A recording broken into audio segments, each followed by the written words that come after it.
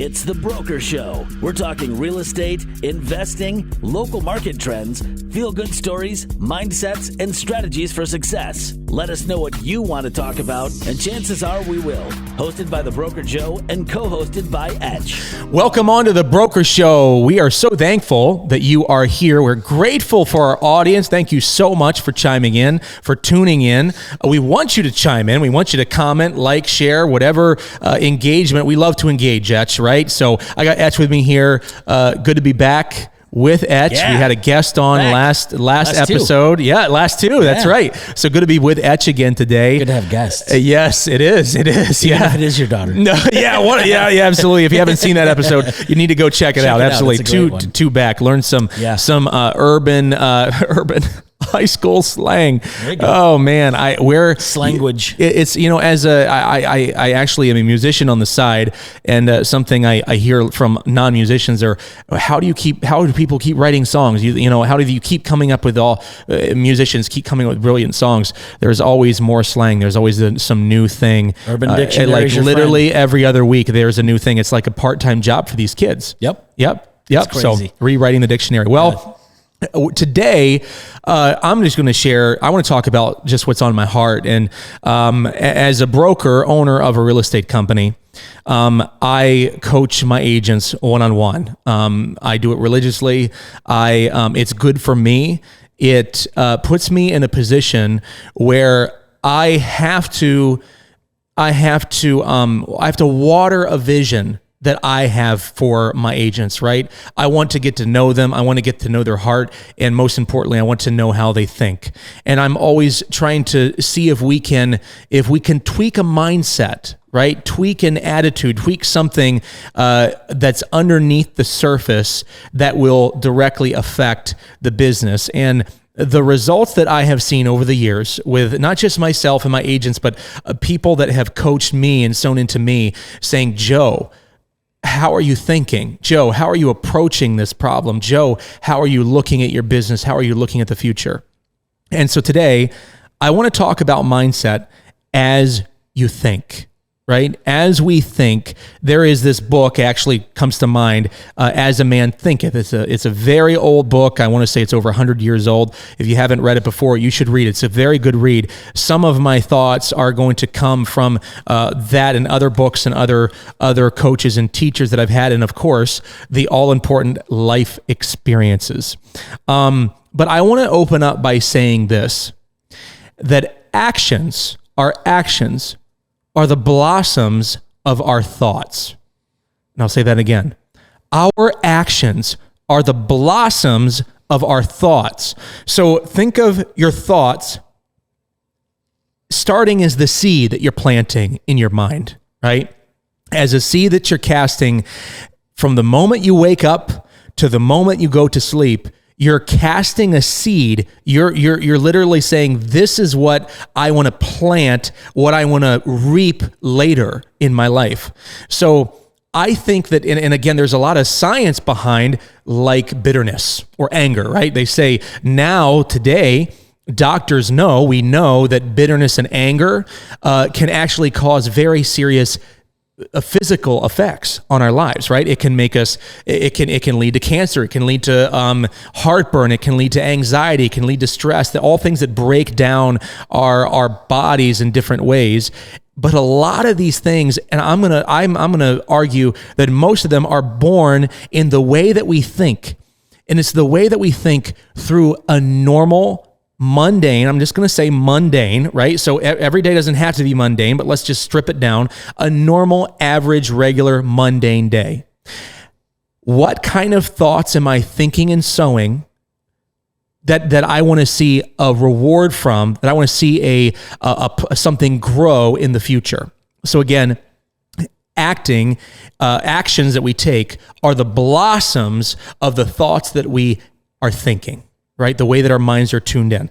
So good character in people, there are people that I like many of you that are listening and definitely like you, Etch, there are things that we are thankful for from our upbringing, but there are things that we really wish would have been different, right? Oh, yeah. And so I am very aware that there are people out in the world that are underprivileged, that are born into households, environments, cultures, societies that are the opportunity seems to be very far away, very hard to reach.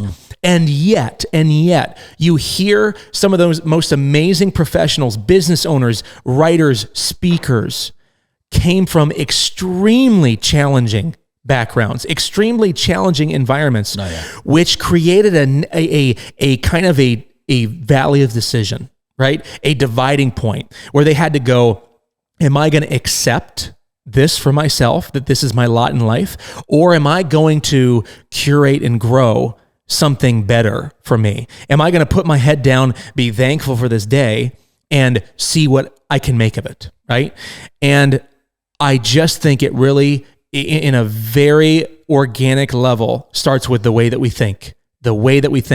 And the mind is a very difficult thing to control. Especially, I have ADD, a clinical ADD. I'm all over the place, right? Squirrel here and goal there and plates spinning everywhere, right? And so, for me, there can be a lot of emotion involved that really affect and influence how you feel about your day, the ebbs and flows. And so but it has inspired in me, Etch, to take control, to take a deep breath, and to intentionally grab that 10 minutes, that hour, that whatever is necessary for me to reset my thoughts, to reset my heart, to go, this is not, these aren't my goals, right? This isn't what I set out to do. This is not the blossom. This is not the seed I want to plant. I don't want this coming up in my backyard later, right? Yep. This thought. And so let's think about things that are valuable in this world. So you go back 1,000 years ago, what was valuable? Silver and gold. Diamonds, silver, and gold. The wheel. Yes, exactly, exactly. So, these minerals, you get them, silver, gold, and diamonds, by digging and mining deep into the earth, right? So first, if I'm going to strike out and I'm going to go find gold, I'm not going to go dig in my backyard, right? I have to know where I'm going. I have to seek it out. I have to search it out. I have to look for in the right place. And then I have to dig there, and I have to dig deep, and I have to mine, and I have to be intentional and plan. And then what is the end result? Something valuable comes out of the ground, right? That changes my life, changes the whole trajectory and direction of myself and my family or whatever I value, right? And so as it relates to business, and I'll bring real estate in, a lot of business people on here listening, or people that want to get into business. Business is like mining, right? So as it relates to the way we think, I think that there's a lot of surface out there. There's a lot of shallow out there. You can find it anywhere and anyone you go, right? But going deep is something, and again, thankfully, I hear this in society a lot. People want depth of the relationship. People want depth of opportunity, right? They really want to dig deep and go deep. But how often do we dig and go deep, and how often do we abandon ourselves, our goals, our desires, our dreams, because we allowed thought patterns that drug us down? And back to the garden and this blossom thing, I would like our audience, picture a garden, and you want this garden to sustain you. You want to grow tomatoes, right? You want to grow carrots. You want to grow cucumbers. You want to grow things there that will sustain you, bring you life and sustenance, right? What happens if you take this garden and you turn up the soil? I'm not a gardener, so I'm going to struggle a little bit here, but you turn the soil up, right? You go out there, you plant good seeds, you turn the soil up, and you get this rich mulch in there, and you get fertilizer in there. Am I on the right track, Etch, right? In Big Rapids, you get clay. Okay, you get a bunch of clay. So, you take care of this garden. Yeah. What if you walked away from that garden for a month? and came back. I know enough about gardening to know this, that if it's anything like my backyard, things are ugly. And the amount of work it takes the struggle it takes to win back that ground that you lost, that you have let these weeds, the animals, the elements, everything has come in and is chipping away and destroying all the work that you've done. That is my mind. That is how I view my mind. What am I sowing into my mind? Not only what am I sowing, what am I cultivating? Am I revisiting it every day and saying, I'm going to reinforce those plants. I'm going to water those seeds that I planted, because one day they're going to grow. And I'm not who I want to be today, right? But for me to be the man I want to be, the man I want to be in 5 years, I need to water today. I need to take care of myself today. I need to water those seeds. I need to make sure I'm thinking the thoughts that are going to bear fruit later. Yep. Right. And so I don't know if people are following me, but to say it very simply, we are made or unmade by ourselves. Oh, I would agree to that. 100%. We are made and unmade by ourselves. And I know this is really deep stuff, and I know it's not necessarily real estate or broker talk, but I gotta say, guys, this is what makes me tick. It's the things that I like to think about, and going back to the way that I coach, and I try to be an example of this every day to myself first, and my family, and my friends, and my clients, and I try to surround myself with friends that are thinking the same way. That are going, there is always an opportunity to be angry. There is always an opportunity to be bitter, to be spiteful, to be offended. There are so many opportunities to feel that way every day. And so, but if we would focus, if we would just tune our minds in to taking in the gold, right? Think of all the earth, the dirt, the clay, the material, the trash that needs to be sorted to extract just an ounce of gold, right? Just an ounce of gold. But you know what? If you're seeking the gold, if you recognize it, if you are going after it, you're not going to care what it takes. You're not going to care what you're going through. You're going to have an eye set on the prize, eye set on the goal. And that is some of the greatest competitors I think of. If you kind of hear some of Michael Jordan and Chris Ronaldo and some of these guys, they've got really intense kind of testimony of what created the unbelievable machine and competitor that you see in front of you.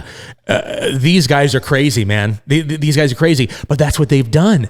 I see it. That they've mined the gold out of themselves first. And then they mine the gold out of other people around them, right? And it's mining. It's work. Well, if you think about athletes, a lot of them come from households that aren't well-to-do. It's true. It's very, very true. From a rough part of town sometimes. Yep. And it doesn't even have to be demographically speaking with race or anything like that. I mean, there's so many guys. I mean, you listen to any basketball player for the most part story. A lot of them weren't privileged. Correct. They had to dig and fight, and they had a natural born talent within them.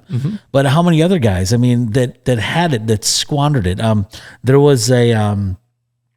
was one that comes to mind, played for Michigan State, Charles Rogers.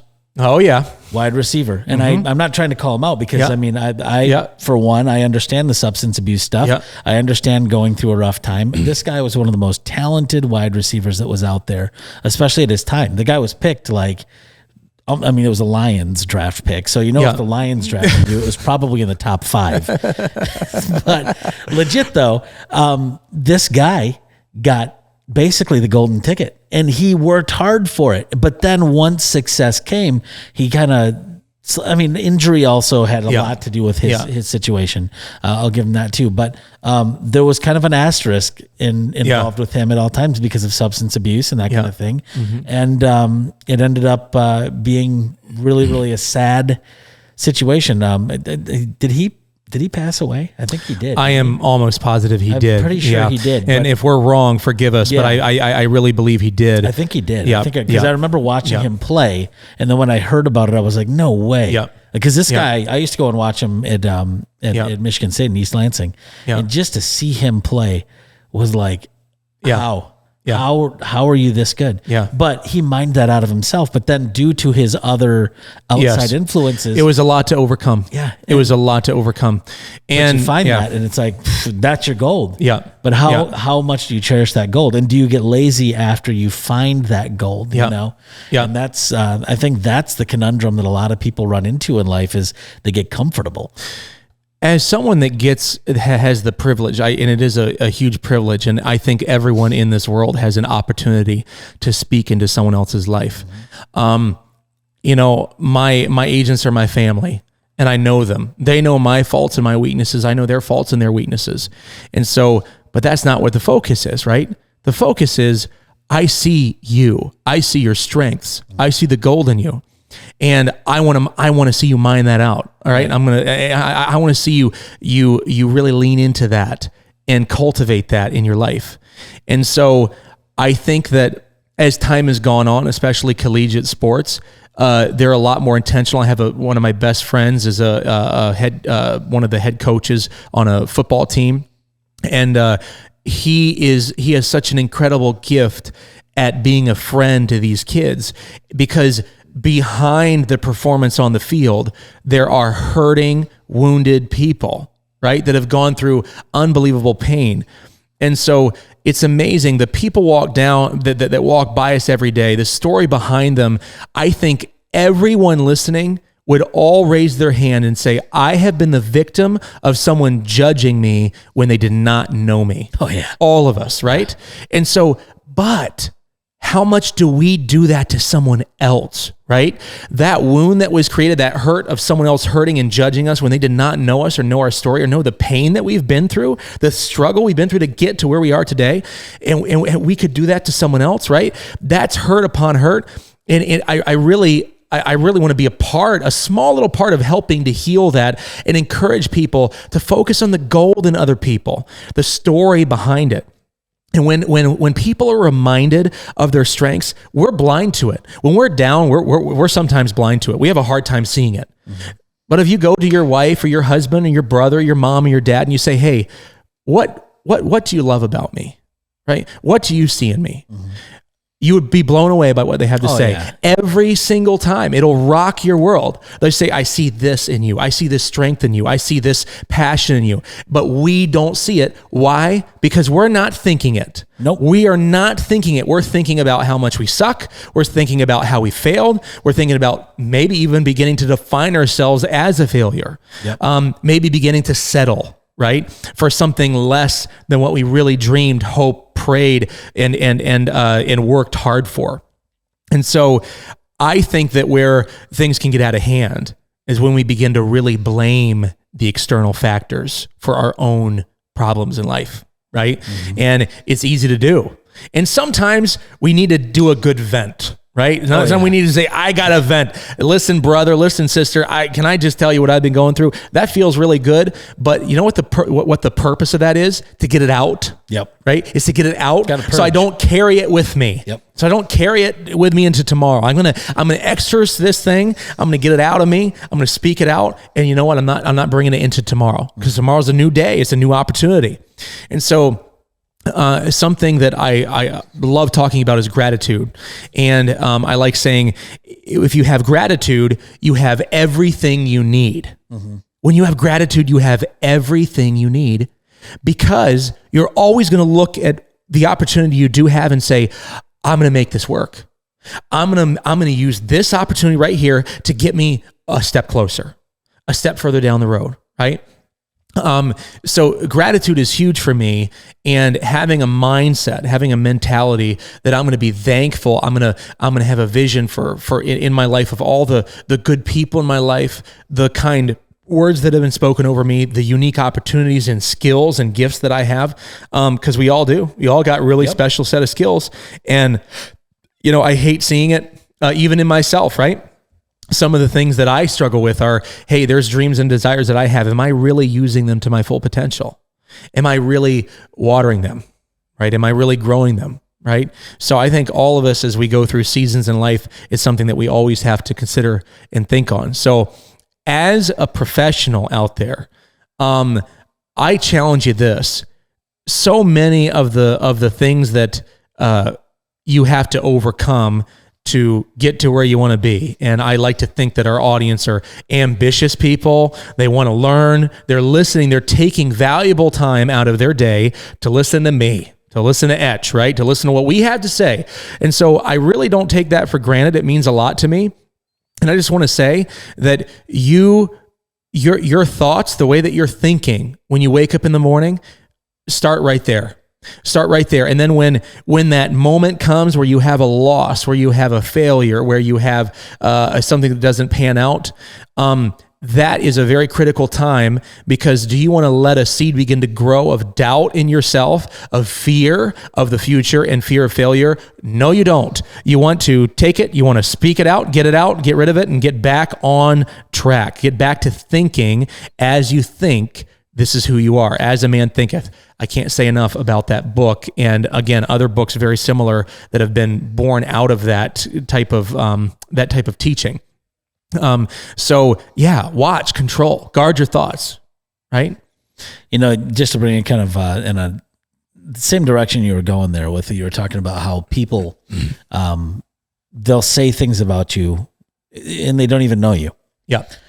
It got me to thinking, though, like, how many times do we do that about ourselves? Mm-hmm. Like, we're still our journey in life, and this is going to get kind of like philosophical and I love it. Let's go there. Ridiculous, but our journey in life, I feel, is learning about yourself. It is, and it's about learning who you are in your lot in life. So, realistically, and this is where it gets philosophical. Do we really know ourselves? When do we finally say, "I know myself"? Yeah. How much are we going for that? But then how much do we sabotage ourselves by speaking down to ourselves without even knowing who we are? Yeah. Yeah. It's 4:20 today. Yeah. So that sounds like a complete high thought, but it's the truth. It's like, it is. It is. It is. Like when you think about it, because I do it all the time. I'll be honest. When I was a kid, I was bullied hard, like really, really hard. So my self-defense in that was, well, if I put myself down to my bullies, then it's not going to be fun for them to bully me anymore, because why? This doesn't affect him. So I learned that when I was young, if I talk poorly about myself around my bullies, then they're going to not talk poorly to me and hurt my feelings. Well, I've been on a journey over the last probably 15 to 20 years, to try now to break the habit of telling myself that everything that I told myself when I was a kid is still true, because I started believing those lies. I didn't know myself. But I wanted to just say those things so that it would stop. But then I started believing those things. And now I'm on this incredible journey to try to break myself of those habits. Self-deprecation. I use it as humor on my radio show all the time. Yeah. I know. It's funny. It's cool. People like to laugh. We laugh at ourselves. It's cool. But we do it at home too. I do it. Now it's become a habit. Right. And now I don't know my worth. Yeah. I don't know that I'm worth gold. Yeah. And then it takes sometimes just somebody to just say, hey, man, like, that was awesome. And you're like, wait, you really thought so? Really? Yeah. And then I'm like, really? My wife's biggest complaint about me is that I don't know how to take a compliment, because she's like, I don't think that you know your worth. I think that's a really, really big deal. I think it's a really, really big deal. So you're saying this, and I looked it up. So Socrates said, to know thyself is the beginning of wisdom. Yeah. Okay, I had to look it up. Couldn't quite remember how it went, but I could not agree more. And I really believe that today's world, and I hate beating this thing up, but it's so true. It needs to be spoken over and over again. In today's world, there is always something to fill the space. There's always something clamoring, begging, stealing, and robbing all of our time, all of our attention. And very often, we are the last ones we're taking care of, right? And the time that we do, I find myself when I'm wrapped up in those moments, in those cycles, the time that I am spending for myself is time where I'm critical. I'm critical of myself, or I'm angry or upset about an outcome, right?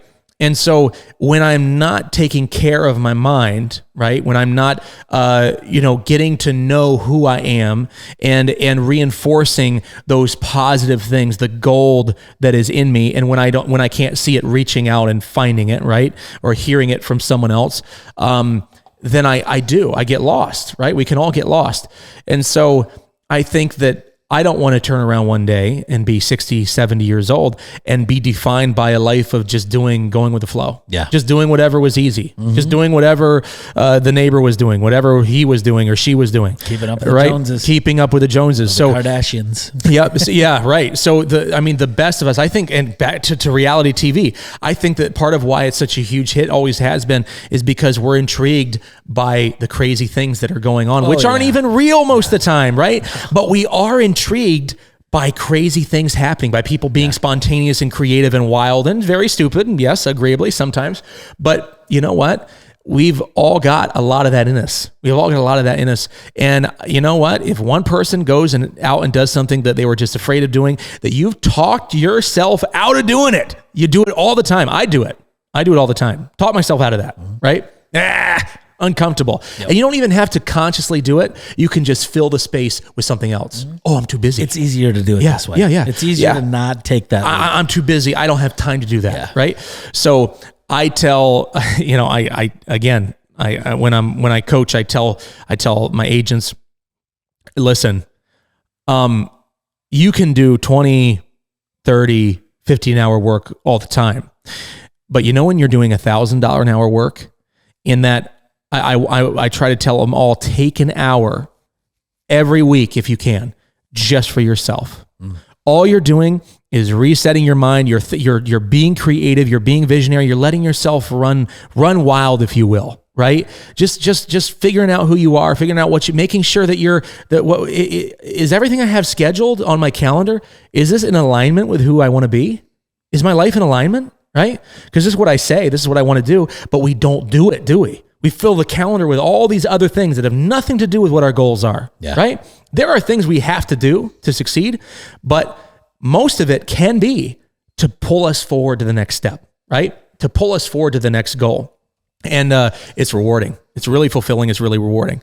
So yeah, those are my thoughts. Can I make a suggestion on a show to watch? You bet. We're talking about coaching, and we're talking about not taking care of yourself. And I don't know, maybe you've seen this. We just recently got Apple TV Plus. Yeah. And Ted Lasso. Have you seen it? Oh my gosh.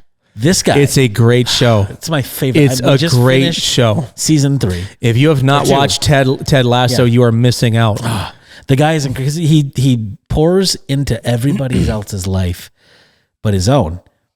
And without getting into details, if you haven't seen it, I don't want to get any spoilers or anything, but he learns as his journey goes about himself and the dark things that he's held down inside and suppressed for so many years, putting on a fake smile for everybody else and not taking care of himself first, comes to a really ugly head in this series. But seeing how he's a cheerleader and helping others find the gold in themselves and his team and everything before he takes care of himself is an incredible thing to watch. And just I took there's no other series ever like it, ever been created like it. It's real. It's real life. It's really, really, really good. And I think that's a great recommendation. Edge. So you got to watch that. It's I think Apple TV Plus, if you have even the Fire Stick, you can get it on there, and for a subscription, I think we paid like $7 a month. It's the same as everything else. Totally worth it. Just for Ted Lasso alone, seriously, it is incredible. It's a reason that it's won so many awards because you're going to find somebody in that show that you can relate to. Absolutely, and that's the best part about it. It's entertaining. It's funny. It is. So if you can make a recommendation off of this episode alone, I would say that's probably the closest show that I could say would come to what the message is today in the podcast. Yeah, there's no doubt, and there's a lot of lessons we can take from a lot of things, but I think that show is really good. Yeah. So, thank you everyone for listening in, and I hope that something we said today meant something to you, tweaked something in you, made you feel alive, made you feel like going out and digging a little deeper and mining some more of that gold, baby. Yeah, get it. Go get it. Go get it. All right, guys, I'm the Broker Joe, and this is Etch. Hello. And we are out.